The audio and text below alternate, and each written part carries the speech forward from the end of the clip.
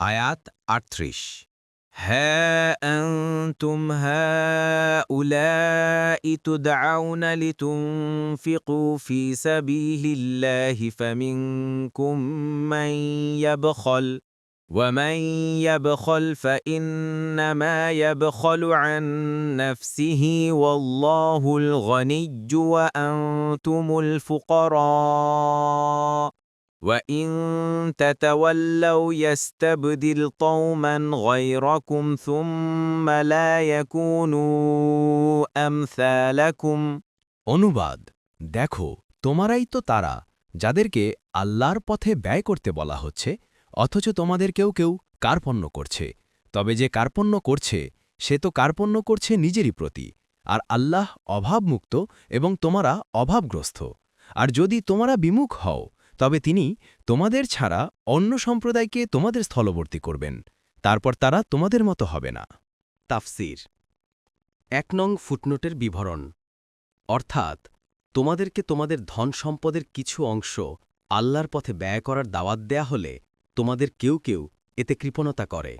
যে ব্যক্তি এতেও কৃপণতা করে সে আল্লাহর কোনো ক্ষতি করে না বরং এর মাধ্যমে সে নিজেরই ক্ষতি করে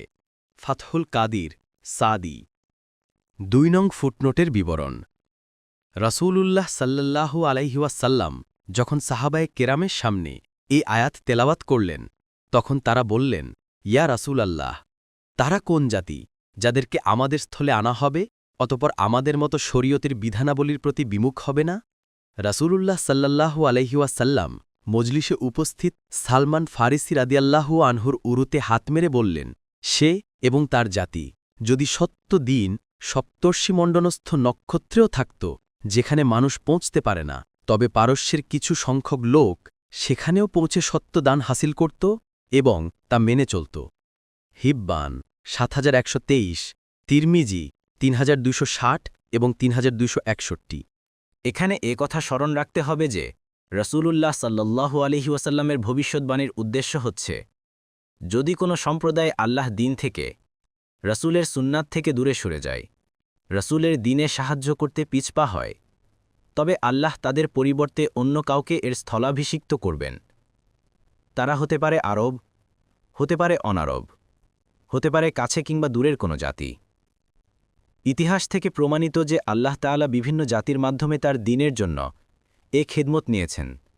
তারা সবাই পারস্য কিংবা কোনো সুনির্দিষ্ট এক জাতি ছিল না পারস্যের লোকদের মধ্য থেকে যারা এ কাজের আঞ্জাম দিয়েছেন তাদের মধ্যে বিখ্যাত হচ্ছেন ইমাম বুখারী তিরমিজি ইবনে মাজাহ নাসাঈ সহ আরও অনেকে তারা সবাই আহলে সুন্নাত ওয়াল জামাআতের অনুসারী ছিলেন এ ব্যাপারে শিয়া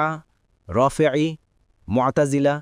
কিংবা খারেজিদের কোনো সামান্যতম খিদমত ছিল না বরং তাদের মতবাদ খণ্ডন করতে আহলে সুন্নাত ওয়াল জামাআতের যে সমস্ত ইমাম পরিশ্রম করেছেন এ আয়াত তাদেরকেও শামিল করে